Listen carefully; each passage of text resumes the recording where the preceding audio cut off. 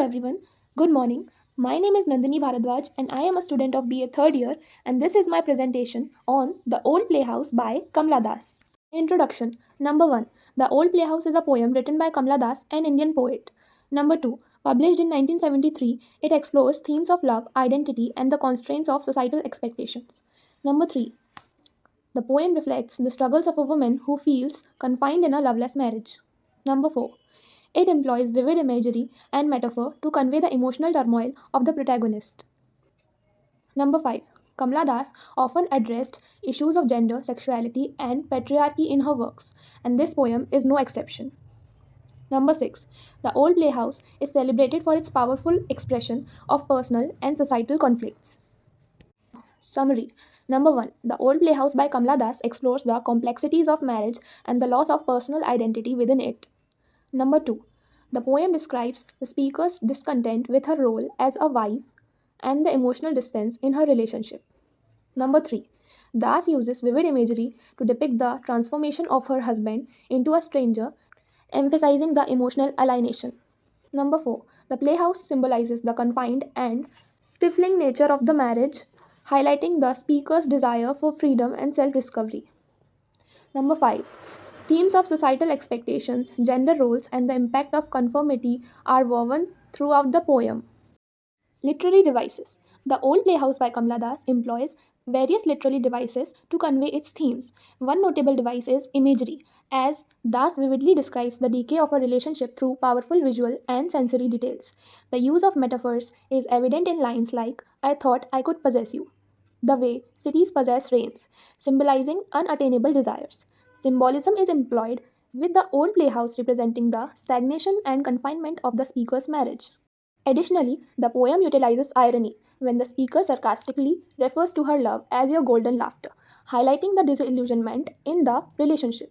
These literary devices contribute to the poem's emotional impact and thematic depth. Analysis of key lines. Number 1. And you have gone away.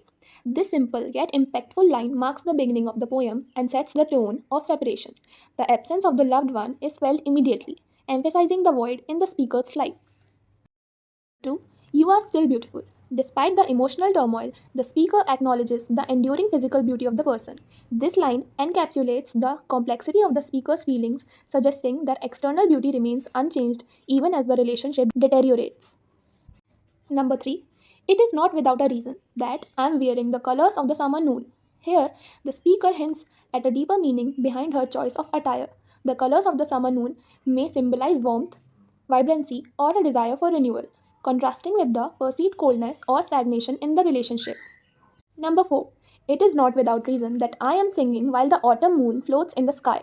The act of singing amidst the melancholic imagery of the autumn moon suggests a coping mechanism or an attempt to find solace amid the emotional turbulence. The juxtaposition of the speaker's song against the somber moon enhances the emotional complexity. Number 5. I was the sovereign of all beauty, you were the queen of all. This line captures the speaker's previous perception of the relationship, where she once felt in control and admired the beauty of her partner. The shift from "I was" to "you were" signifies a transformation, indicating a loss of power and dominance. Number 6. It is not without a reason that I am making you known to all. The speaker's desire to make the partner known to all might reflect a yearning for recognition or validation, possibly seeking to share the burden of the emotional experience with others or make the partner's impact on her life acknowledged. Themes. Number 1. Unfulfilled love. The poem delves into the theme of love that has lost its vibrancy and become unfulfilled. The emotional distance and decay in the relationship are depicted, highlighting the gap between the speaker's expectations and the reality of the connection. Number 2. Loss of self in marriage. Kamla Das portrays the theme of losing one's identity within the confines of marriage. The imagery of the old playhouse symbolizes the restrictive nature of the relationship, suggesting a loss of individuality as the speaker navigates the challenges of married life. Number 3. Disillusionment and betrayal. The poem touches upon the theme of disillusionment, with the speaker expressing a sense of betrayal and disappointment. The initial perception of love and beauty transforms into a harsh reality, leading to a profound sense of disillusionment. Number 4. Yearning for recognition. The speaker's desire to make the partner known to all hints at a theme of seeking acknowledgement and understanding. There is a yearning for the acknowledgement of the emotional struggles and the impact of the relationship, possibly as a way of finding solace or validation. Number 5. Transformation and self discovery. As the poem progresses, there is a theme of transformation and self discovery. The speaker reflects on the changes within the relationship and her own evolving emotions. The acknowledgement of the partner's beauty and the recognition of personal strength amidst the turmoil suggest a journey of self discovery. Nature as metaphor. The use of natural imagery, such as references to seasons and the moon, serves as a metaphor for the emotional landscape of the relationship. Seasons changing reflect the evolving phases of the relationship, while the moon symbolizes the emotional tides experienced by the speaker. Kamla Das's perspective.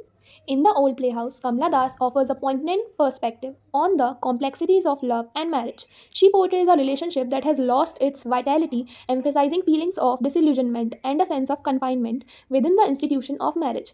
Das explores themes of unfulfilled love, the loss of self identity, through vivid imagery and emotional depth. The poem reflects Das's introspective and candid approach to expressing the intricate dynamics of human relationships.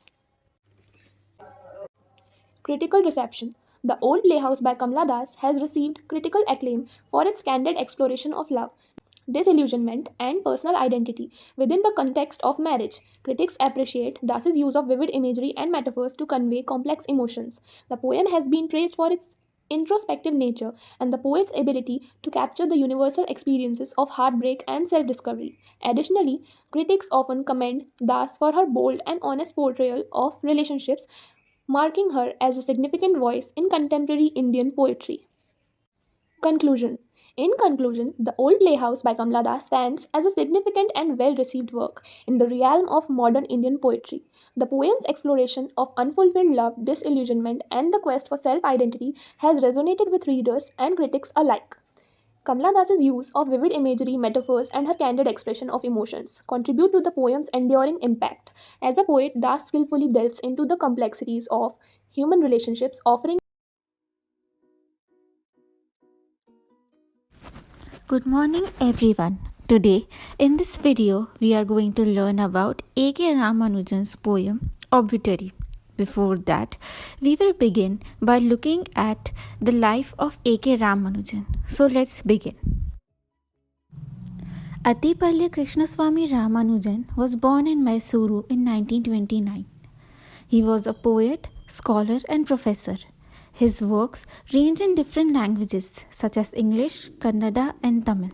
He was also awarded the Sahitya Akademi Puraskar for his notable works. Now, let's begin with the poem Obituary.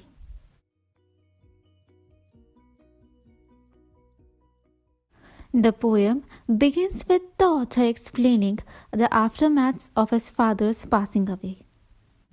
In the first stanza, he explains how his father has left utterly normal things: a table of papers, death and daughters, and a grandson who was named after him. In the next stanza too, he continues to explain what all his father has left, including a decaying house and a leaning coconut tree. The next few lines presents an amalgamation of emotion. In the lines where he tells that his father burnt properly, he presents the emotion of loss and humor. He does not intend to mourn but celebrate his father's life.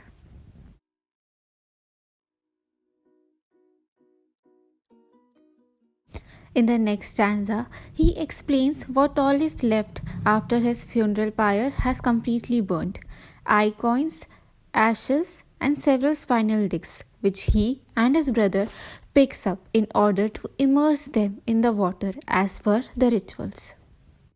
The poet, however, says that there would be no headstone which would be set up for his father, since the parenthesis that would go around the date would represent all that his father could never manage to do for himself. He says that his father was born through a caesarean birth in a Brahmin ghetto and died by heart failure in a fruit market. That is, he was neither able to come into the world all by himself, neither die all by himself. He died when his heart stopped working. Poet, through these lines, intends to tell the readers about the incapabilities of his father. However, sometime later, the author comes to know about an obituary that was written in a Madras newspaper for his father, that was sold in kilos to the street hawkers. In the hope of getting hold over the newspaper where the obituary was published, he started buying things such as jaggery and coriander in the cones of newspaper that he usually read for fun, but now he searched for the obituary lines in those newspapers. In the end, the poet continues to tell about things that his father has left. He tells that he has left a changed mother, his wife, who mourns his husband's death, and an added annual ritual that they will have to perform every year. I hope through this video I was able to explain A.K. Ramanujan's poem Obituary successfully. Thank you. Everyone, I'm Harpreet Kaur of BA third year. Here I'm going to present my presentation in front of you, and my topic is Indian English poetry. And my first topic is objectives of Indian English poetry. Here are the some points of objectives of Indian English poetry. Elaborate the literary background of the Indian English poetry. Take a review of the growth and development of Indian English verses. Describe the different phases and influence the contemporary social and political situations, and narrate recurrent themes in Indian English poetry. And our next one is introduction. Introduction of Indian English poetry. It will provide you with information of the growth of the Indian English verses and its social culture background. What are the various themes in Indian English poetry? Who are the major Indian English poets? This PPT and answer to these questions with through background to Indian English verses, which will help you to get better knowledge of various trends in Indian English poetry. Here are some famous poets of Indian English literature, and the first one is Henry Drizio.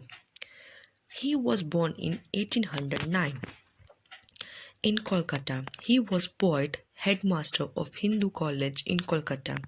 He became a professor of Indian English literature. In 1827, his first book titled Poem was published, and in 1829, one of his most famous books and his second volume of English poetry, The Fakir of Jangira and Other Poems, was published, and he was died on 1831. And this is the image of Henry Thoreau. And our next poet is Rabindranath Tagore. Rabindranath Tagore was born in 1861 in Kolkata. Tagore, he was an outstanding poet, philosopher, playwright, composer, social reformer, and many more. He completed his higher education in England. He began writing poems and short stories from a tender age and wrote dramatic pieces such as Valmiki Prabha. His famous work is Gitanjali, and he was also awarded the Nobel Prize in Literature, and he was died on 1941. Our next poetess is Kamala Das. Kamala Das was an outspoken, fearless feminist literary icon. Her love for writing started at a young age. She wrote with a refreshing honesty on topics like female, menstruation, love, desire, and more. She is also known as Mother of India, Mother of Modern India, and her famous works like The Old Playhouse, Summer in Kolkata, and other poems. And he was died on 2009, and this is the image of Kamala Das. And our next poetess is Sarojini Naidu, was born on 1879. She was a freedom fighter as well as poet. She also known as a Nightingale of India. He was born in Hyderabad. She was active in Mahatma Gandhi non-cooperation movement. Her birthday is likely celebrated as National Women's Day in India. Her famous work like Bird of Time, Golden Threshold, and her collected poems and many more. And he was died on 1849. Our next poet is Aurobindo Ghosh, and this is the image of Aurobindo Ghosh. He was born in on 1872 in Kolkata.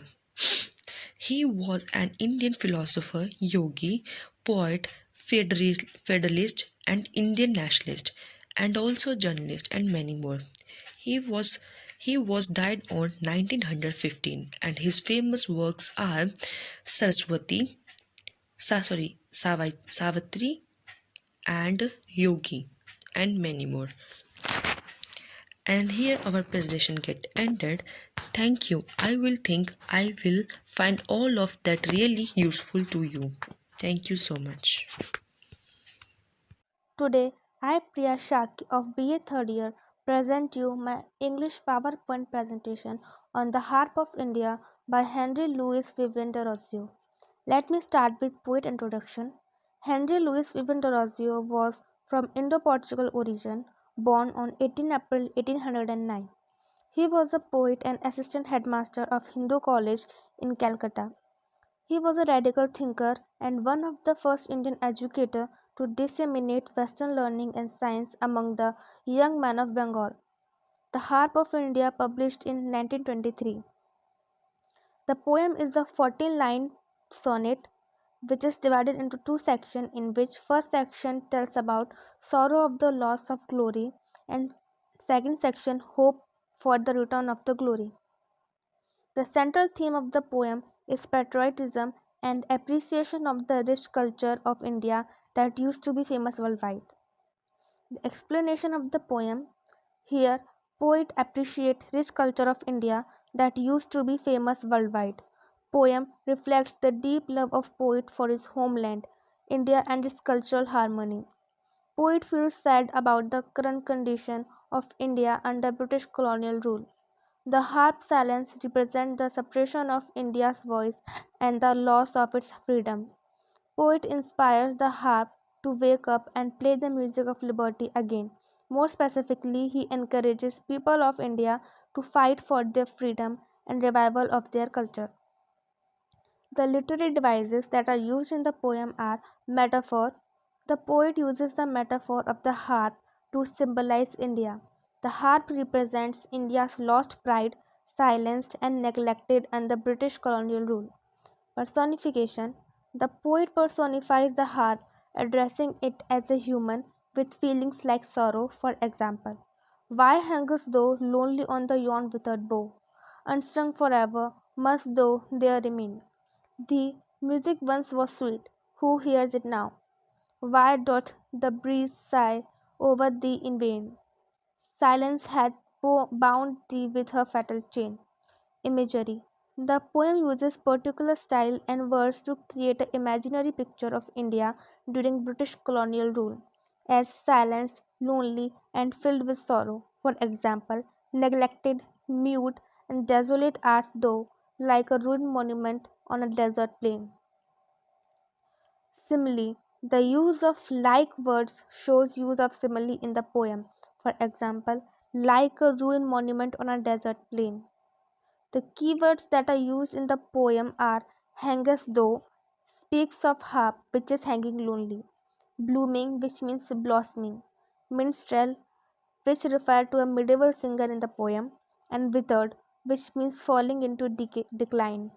This is the end of my presentation. Thank you. Good morning, all of you. Myself, Sakshi Parashar, and I am a student of BA third year.